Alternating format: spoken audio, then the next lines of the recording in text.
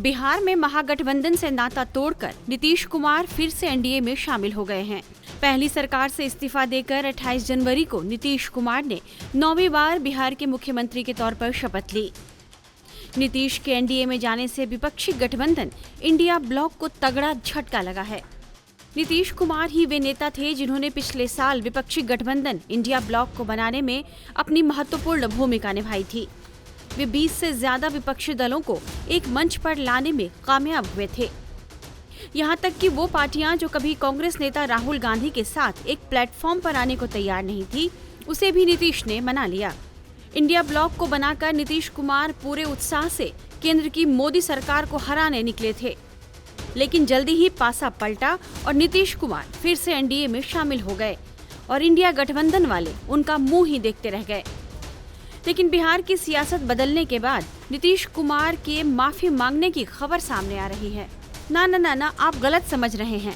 ये माफी उन्होंने इंडिया गठबंधन या बिहार में महागठबंधन का साथ छोड़ने के लिए नहीं मांगी है, बल्कि हिंदी सीखने की नसीहत देने के लिए डीएम के प्रमुख और तमिलनाडु के मुख्यमंत्री एमके स्टालिन से मांगी है।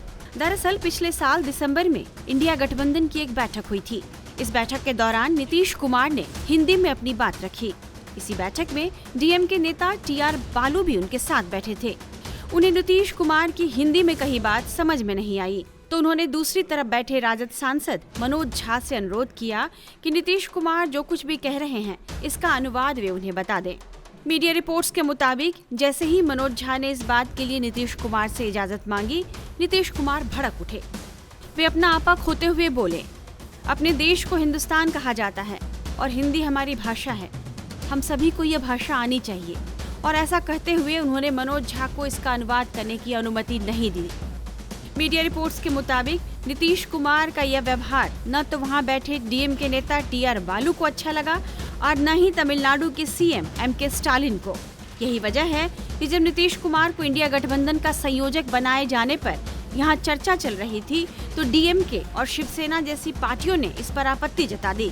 लेकिन कांग्रेस ने मध्यस्थता की भूमिका निभाई और स्टालिन और उद्धव ठाकरे को इस बात के लिए राजी कर लिया। बाद में जब नीतीश कुमार को इस बात की जानकारी लगी, तो उन्होंने 4 जनवरी की बैठक में अपनी हिंदी वाली टिप्पणी को लेकर खेद जताया और एमके स्टालिन से माफी मांग ली। बताया जा रहा है कि स्टालिन ने उनकी यह माफी स्वीकार कर ली और उस बात को भूलकर आगे बढ़ने को कहा। हालांकि अब नीतीश कुमार इंडिया गठबंधन से बाहर हो गए हैं और गठबंधन के बारे में कई तरह के बयान दे रहे हैं। नीतीश का जाना इंडिया गठबंधन के लिए एक बड़ा झटका माना जा रहा है।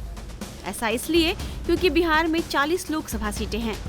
यहाँ नीतीश कुमार के साथ रहने पर इंडिया गठबंधन बीजेपी को मजबूत चुनौती देने की स्थिति में था, लेकिन अब हालात बदल गए हैं और इंडिया गठबंधन खुद को संभालने में लगा है। टाइम्स नाउ नवभारत डिजिटल की रिपोर्ट।